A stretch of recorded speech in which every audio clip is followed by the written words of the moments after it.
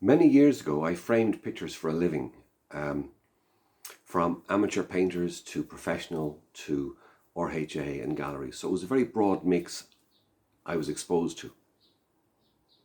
And they all had their charms. They were all nice. But I never really had a JFK moment until one day Patrick Graham came in with two paintings. One was a pastel portrait of a young girl. I have never seen draftsmanship like it before or afterwards. I mean, it was just sublime. And the second one was a very violent picture of what looked like Marilyn Monroe lying on a chaise lounge had been pecked by a bird, and so it was white, it was red, it was violent, it was quite incredible. And I couldn't fathom how this full spectrum was delivered by an artist in the same day, from the same painting session. So you roll on 40 years, and I'm given the opportunity to do a thesis. And my thesis began with the question, is the lens of an artist directed by their formative years as a direct exploration of the self? So in order to do that, I had to look at the psychiatry of people, reverse engineer, as it were, from an adult back. And it was all very, very interesting subjects. But after reading all these papers from all around the world, I was out of my depth, really. I mean, I'm not a psychiatrist, and I couldn't have done justice to that. And the role, anyway, wasn't to reverse engineer anybody's personality back, mine or anybody's. So, but what I did focus in on was traits. So we all adopt traits as young children in order to become socialized with our environment. So I discovered that the one trait all artists have is the trait of openness. So the ability for abstract thought and a willingness to explore and adventure like that. So I began to do all that study. I then contacted Paddy, and he very graciously said I could come in and have a chat with him, which we did. And I had a 2-hour chat with him, and it was very pleasant, I'd have to say. We actually still remain in contact, and I'm going to talk about that a little bit later on. So I wrote the thesis, basically the first chapter on psychology and early environment and triggers and positive and negative effects. Then I wrote about Paddy's early environment and all the people that were very empowering to him along the way, and then his his paintings. And ultimately I finished when he came out of college, let's say at 23 or 24. At that point he was feeling, although he won many accolades for his abilities as an artist, there was something lacking, and he didn't know what it was. He was also in school with Brian Quinn, and he was also a fellow member of the phrase which was coined by, I think, the art critic John Daly, the Neo-Expressionists. So he did that. He did an exhibition with Brian, Patrick Hall and Tim Hawksworth, and they're the four guys that would have been initially, let's say, the genesis for the Neo-Expressionists. I think of the Neo-Expressionists as being like a little branch on the tree of life. But in what I've learned from doing the thesis is the subsequent conversations that I had with Paddy gave me a greater insight to the philosophy, as it were, of the Neo-Expressionists. They were around in, let's say, the late 80s, early 90s, was their initiation. When we're in art college, I've heard the word form used an awful lot, the world of form. And Manet had that expression that an artist should paint his environment or reflect his environment. And that's true, and that's held true for a lot of since then, right up to the end of the 20th century. But you'll see a graph here, and it shows the exponential rise in technology over that time as well. And equally, we had that exponential rise in all the isms of the 20th century. But a pivotal point has come. within the human evolution that we cannot keep going with the exponential rise of technology.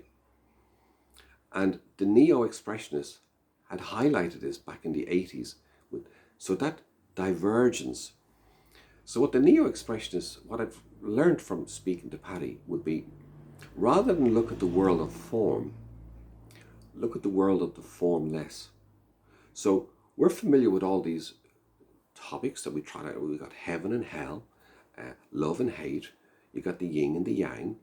So along with the word form, the flip side of that would be formless or the subconscious. Now, I'm not going to go down the road of religion because that's quite divisive and unnecessary, but you just scratch below the surface of the subconscious and you get a spirituality. This is not a belief system. So when you get rid of the world of form, your body, when you quieten the internal voice that you have in your mind, there's still an awareness there, or a consciousness. And this is what Paddy and the Neo-X's have been trying to paint. It was a wonderful insight from speaking to Paddy. What the Neo-Expressionists have done actually is hold up a mirror to the flip side of the world of form. And I hope it's embraced because technology, as you know, is rising exponentially. Elon Musk was quoted recently in the Boston Dynamics as saying that the quantum computing of computers and the way it's going will equal and surpass human brain power within 4 years.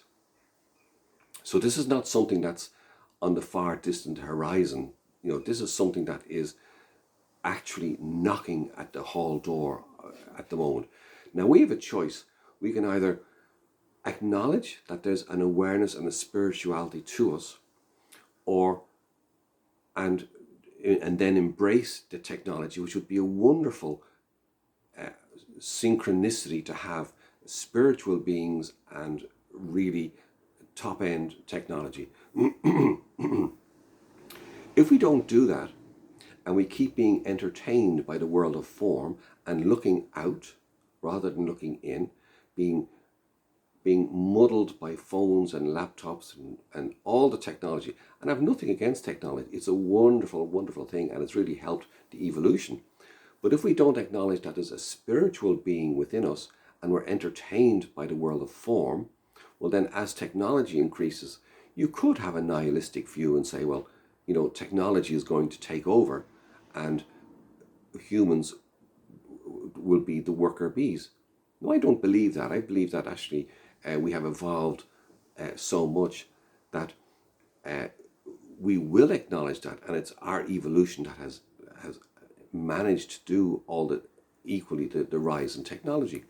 But we have to acknowledge the spiritual side of our lives, which is what the Neo-X's have done by saying we're not painting the world of form, we're painting the world of the subconscious. Because humans, the average lifespan of a human is 80 years. Let's say a woman is 84, a man is 77. So we're bouncing along the bottom. I mean, if we were reinventing the car, well, we'd start off with a Model T Ford and end up with a Cortina every 80 years, and then another Model T Ford and a Cortina. Whereas technology builds on the shoulders of the previous engineers that have gone.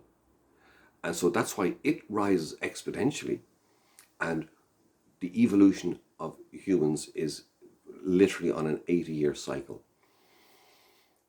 I don't have a nihilistic view of it, but I think what the Neo-Expressionists have done by creating that little bud on the tree of life, it has to be embraced. We need to harmonize between what they're showing about the subconscious and the wonderful rise in technology at the same time. Link those two together and you'll herald in a really beautiful world. Paddy has spent his life trying to do this and to express the inner voice that he has and the inner depths to which he goes. So that was the learning curve for me after doing the thesis. Thank you.